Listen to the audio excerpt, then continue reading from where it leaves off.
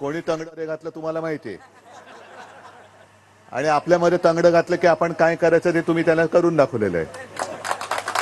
मध्ये आला तर आडवा करायचा, तसं तुम्ही आडवा केला त्याला.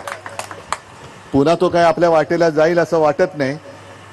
मी तर म्हणेन त्याने वाटेला जाऊ नये असा एक प्रेमळ सल्ला मी त्याला देतोय. विनायकजी, तुम्ही भाषणामध्ये काय डीजी डीपी डीजी का डीपी डीएसपी नाही, आपला माणूस आहे. त्यांचं कौतुक केलं आणि केलंच पाहिजे. तुमच्या सगळ्यांचं कौतुक केलं पाहिजे. कारण तुम्ही सांगितलं, तुम्ही आणि विलास पोतनीस हे लोक बोलवतात तेव्हा येतात. मी तर अनेक वर्षानंतर आलो असेल, आणि आल्यानंतर पहिला जो भगवा फडकला होता तो आजही त्याच डौलाने शानदारपणाने तुम्ही फडकवत ठेवलाय. हे तुमचं खास कर्तृत्व आहे. आणि आरसीएफची वाटचाल तुम्ही सांगितली. पहिला मोर्चा किती मोठा झाला होता, मग शरद भाऊनी काय केलं, तुम्ही सगळ्यांनी काय केलं. आज सुद्धा तसं काही संकट गेलेलं नाहीये. संकट नव्याने पुन्हा आपल्या समोर उभं राहते. कारण आत्ताचं जे खोके सरकार आहे, हे सरकार जणू काही ते मुंबई त्यांनी विकायलाच काढलेली आहे. मुंबईतला मराठी माणूस हद्दपार झालाच पाहिजे ही या सरकारची सुपारी, सरकारने घेतलेली सुपारी आहे. आणि मी तर म्हणतो की आता हे केवळ 2-3 महिन्याचं राहिलेलं आहे. तुम्ही जो खाजगीकरणाचा विषय काढला, बघू ना कोणाची एवढी खाजले बघून घेऊ आपण. येऊनच बघा काय खाजवायचं ते बघू, काय खाजवायचं तुमचं. पण ही अत्यंत घाणेरडी व्यापारी वृत्ती आहे. मुंबईला खतम करून टाकायचं, मुंबईचं वैशिष्ट्य मारून टाकायचं, मराठी माणसाला बेकार करायचं. पुन्हा कंपन्यांच्या जाहिरात येत आहेत, मराठी माणसाला नो एंट्री. बिल्डिंग ज्या उभ्या राहतात त्याच्यामध्ये मराठी माणसाला नो एंट्री. मग पुन्हा तो जो काही 66 सालचा एकूण जो काळ होता तो परत उभा करायचा का, हा विचार आम्ही जर केला तर मग आमचं त्याच्यात चुकलं काय त्याच्यामध्ये. आहे 66-24, 1966-2024 सगळे गुण्यागोविंदाने राहत आहेत, सगळे हिंदू म्हणून राहत आहेत. त्या हिंदूंचं रक्षण आम्ही हिंदू म्हणून केलं, आणि आता तर आपल्यासोबत इतर समाजाचे सुद्धा लोक येत आहेत. मग एवढं सगळं चांगलं चाललेलं असताना हा मिठाचा खडा का टाकताय. हे आरसीएफ म्हणजे संपूर्ण देशाची जो अन्नदाता आहे, त्या अन्नदाताला तुम्ही खत देता. मध्ये लोकसभेच्या वेळेला मी बघितलं होतं, खतांच्या पिशवीवर सुद्धा मोदींचा फोटो. अरे संबंध काय. लसीकरणाच्या सर्टिफिकेटवर मोदींचा फोटो होता, कारण लस म्हणे त्यांनी तयार केली असं आमच्या उपमुख्यमंत्र्यांचा शोध होता. मग लस त्यांनी तयार केली मानलं आम्ही, म्हणून तुम्ही त्यांच्यावरती मोदींचा फोटो टाकला. खताचं काय, खत कोणी तयार केलं, त्याचा तर काही संबंध नाहीये.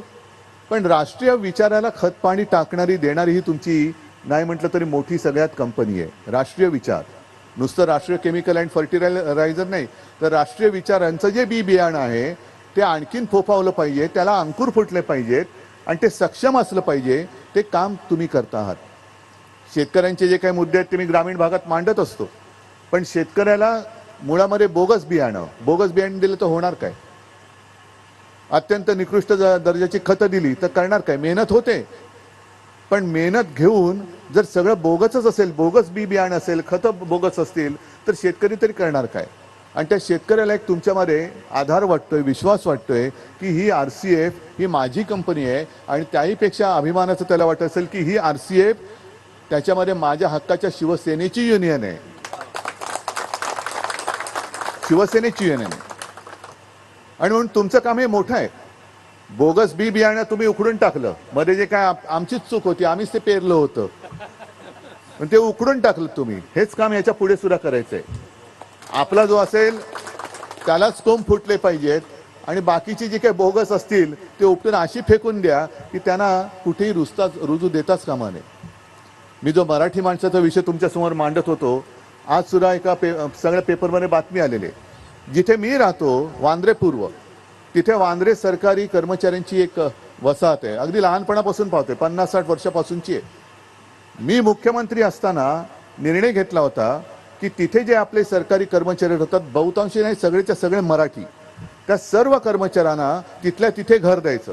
हा निर्णय मी घेतला होता मुख्यमंत्री म्हणून, आपला आहे तो निर्णय. आणि कोर्टाला जागा आपण दुसरीकडे दिली होती. म्हणजे असं काही नाही की कोर्टाची जागा मारून आपण दुसरीकडे, मी तेव्हा जे काही मुख्य न्यायाधीश होते, सरन्यायाधीश, त्यांना समजावून सांगितलं होतं की इथे माझ्या कर्मचाऱ्यांची जागा देण्याचं मी वचन दिलेलं आहे. ते म्हणाले ठीक आहे, मग दुसरी कुठेतरी आम्हाला जागा दे, पण जागा पाहिजे. मग ती जागा त्याच परिसरात दुसरीकडे आपण दिली होती. हे सगळं झालं होतं, कॅबिनेटमध्ये झालं. मग आता नेमकं असं अचानक काय झालं की त्या इमारती त्यांनी पाडायला घेतल्या आणि कर्मचाऱ्यांना सांगितलंय की तुम्ही दुसरा एखादा भूखंड मागा. काय म्हणून मागायचा? जे सरकार चालतंय, सरकार तुमच्या दारी. सरकार म्हणजे केवळ मुख्यमंत्री नाही, उपमुख्यमंत्री किंवा मंत्री नाही आहेत, तर आयुष्यभर जे काम करतात खरं सरकार ते चालवतात. आणि त्या कर्मचाऱ्यांची जर का अशी दुर्दशा होणार असेल, त्यांना रस्त्यावरती आणून दुसरा भूखंड, म्हणजे हा जो आहे तो द्यायचा, म्हणजे आता इकडे कोर्टाच्या नावाने कोर्टाला द्यायचा. कोर्ट दुसरीकडे जागा घ्यायला माझ्या वेळेला तयार होतं. अनेक मोक्याचे भूखंड अदानीच्या घशात टाकायचे. म्हणजे संपूर्ण कदाचित म्हणजे आपण ते होऊ देणार नाही, पण आरसीएफ सुद्धा अदानीच्या घशात घालण्याचा त्यांचा डाव आहे की काय? तुमच्या ज्या काही मालमत्ता असतील त्या सुद्धा आरसीएफने तो लोडाच्या घशामध्ये घालायच्या. मग जायचं कुठे आम्ही? वांद्रे सरकारी कर्मचाऱ्यांची जी वसाहत आहे त्यांना तिथल्या तिथे घरं मिळालीच पाहिजे, जी मी दिली होती. त्याच्यासाठी शिवसेना आज सुद्धा आग्रही आहे, मिळालीच पाहिजे. आणि जर भूखंड मागायचा प्रश्न असेल तर अदानीला दिलेला जो वांद्रे रेक्लेमेशनचा भूखंड आहे ना, तिकडे नाही तर त्या सरकारी कर्मचाऱ्यांना हक्काची घरं द्या. चला, आमची तयारी आहे, द्या तिकडे घरं.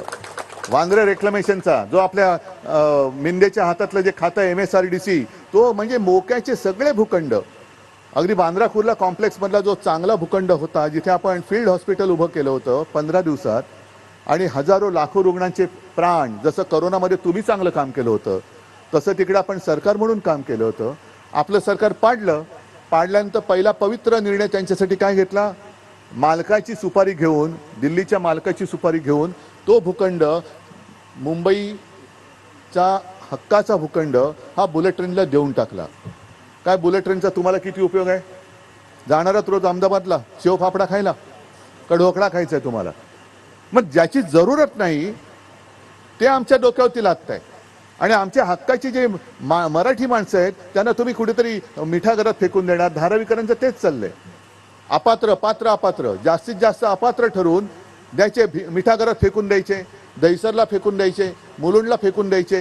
म्हणजे सगळे नुसते आपले काय फेकून द्यायचे आणि मोक्याचे भूखंड हे लोढा आणि अदानीच्या घशात घालायचे. हे होऊ देणार नाही, हे अजिबात होऊ देणार नाही. तुमच्या खाजगीकरणाचा विषयच नाहीये. आता